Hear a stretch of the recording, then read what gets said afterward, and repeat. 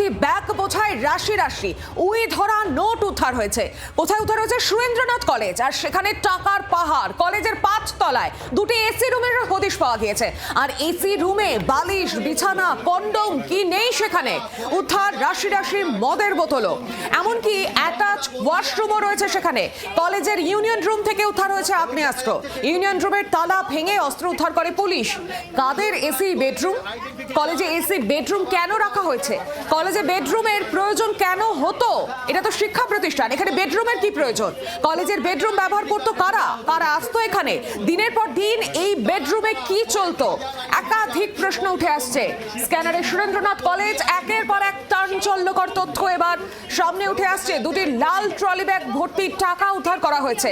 We ধরা টাকা, মানে এটা দীর্ঘদিন ধরে এই টাকা এখানে পড়ে রয়েছে, তার জেরে উই পোকায় এই টাকা খেয়েছে।